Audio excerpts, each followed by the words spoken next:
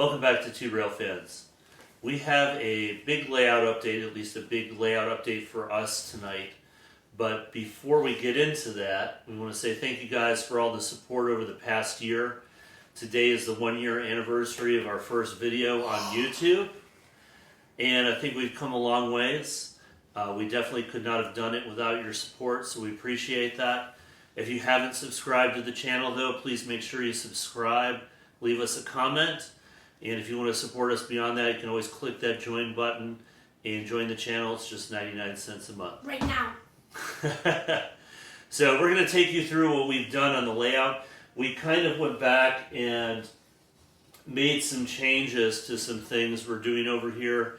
Got some additional work done. So we're going to explain the changes that we've made and also some of the plans we have to continue on this part of the layout. One of the main things that we wanted to do is get something completely done on our layout to check off of our list. The town. So, well, before the town, the backdrop board.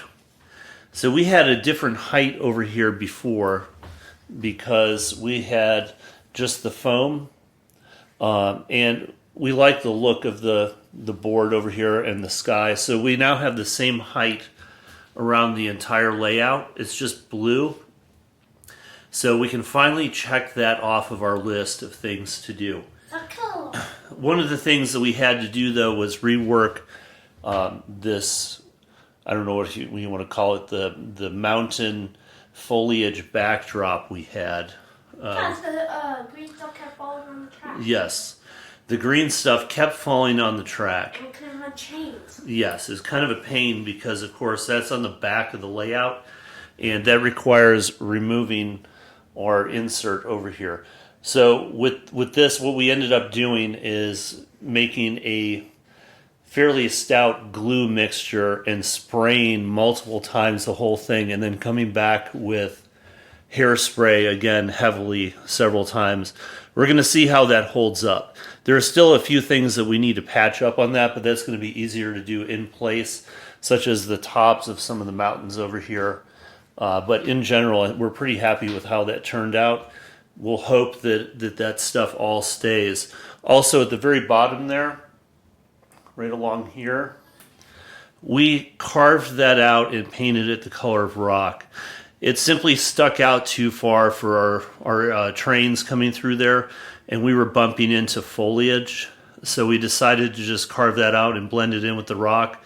We'll have some work to do on that seam there to kind of blend it in with some foliage or something. But overall, we're happy with that. We now have the proper clearance there. So we just painted that the color of the rock. One of the other things that we had on this section of the layout that had just been driving me nuts for ages, I did not do a good job of painting the inclines here all the way down to the base. And when we ballasted, there was white showing through. So I went back and painted over that, and there's no white showing there. We still haven't gone over this rock again, but I'm not too concerned with that in the meantime. So that was just something else to check off the list that had been driving us crazy. Yes, it was driving me insane. With our mountain, the foam mountain, we will have to put a little board. You want to just point to that spot right there?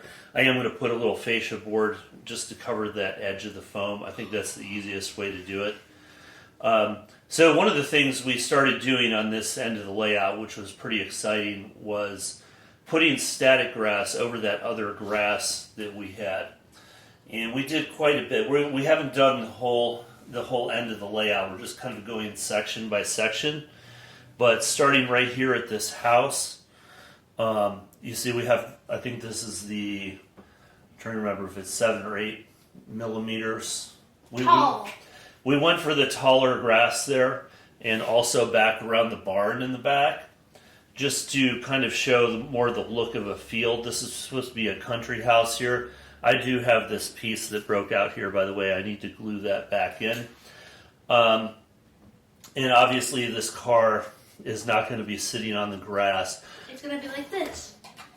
No. But what we just wanted to kind of represent where the vehicles will probably be parked eventually in the layout here.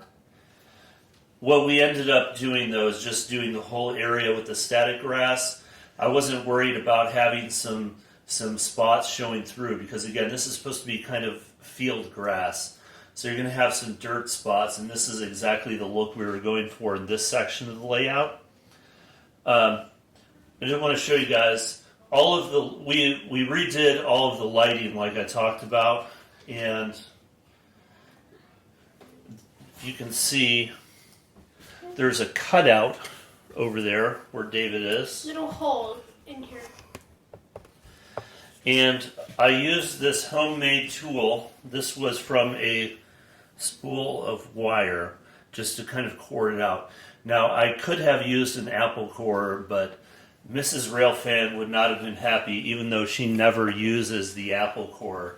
But basically we wanted to have some space down in here for the wire, and all of these that are in the holes here have a female end. And I'm just going to tuck this back in for now. And then all of the buildings have the male end. So we're going to stick with that because basically we can remove any building and put it somewhere else on the layout should we want to do that. Go ahead and set that back down for a second, son.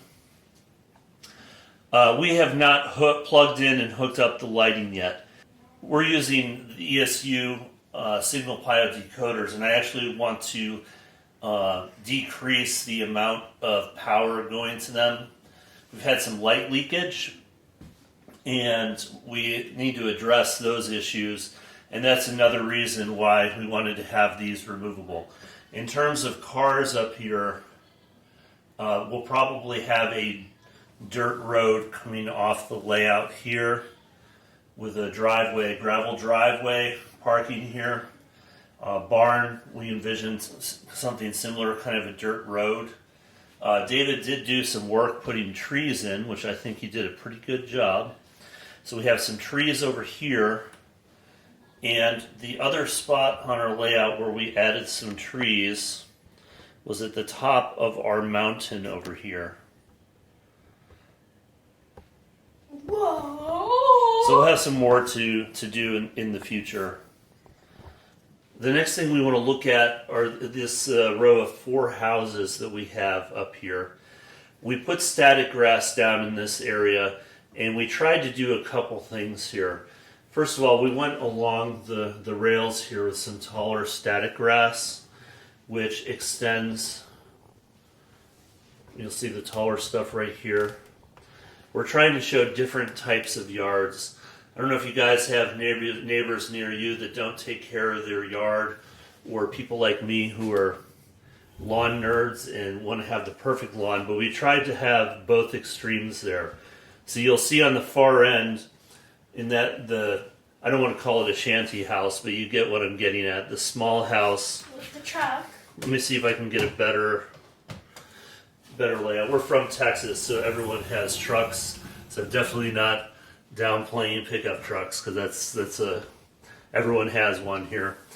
But so we have the long grass back there, and we have 2 pretty decent lawns in these 2 houses, and then the big house here with the 2 cars, we have a dark green. So for most of this, we use the 2mm static grass.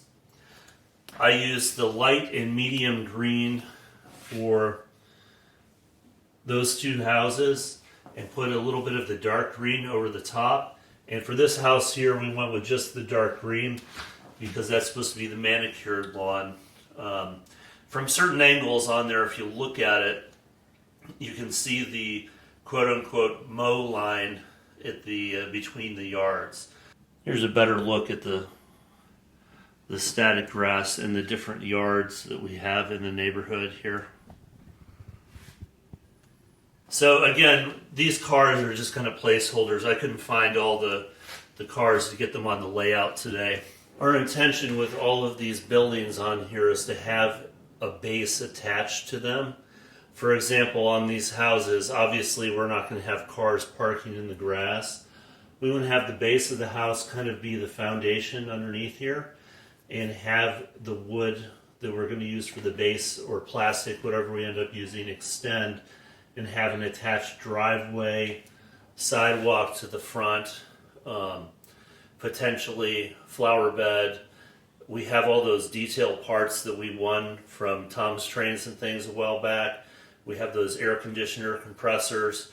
So one by one on this part of the layout, we're going to take all these buildings that may have some light leaks, make sure we get all the light leaks sealed off, get the buildings painted or a little more detailed, and add that base. And basically then we'll have the driveway that comes up to the road here, sidewalk, flower bed, air compressor, or AC compressor, pad outside the house, back patio, whatever the case may be for the particular building.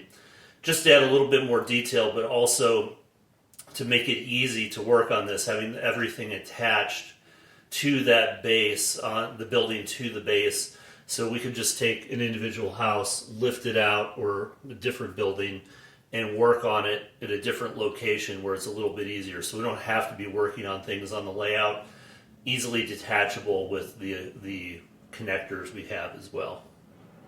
We have a lot of work to do here still, but we're pretty happy with the progress we've made. So our wiring is a little easier to manage. There's a power outage in the town right now. Yeah, there's a power outage in the town. I'm rerouting some wires underneath the layout as well. But still got some work to do. That space at the back here, past the street with the houses there, we didn't put any static grass in there. I'm not sure what we want to do there. And this other spot right here, I'm not quite sure what we're going to do there yet, but we want to have some more activity in our town. But we're making progress, and again, thank you guys for supporting our channel, and we will see you in the next one. Take one. Wait, no, what is that?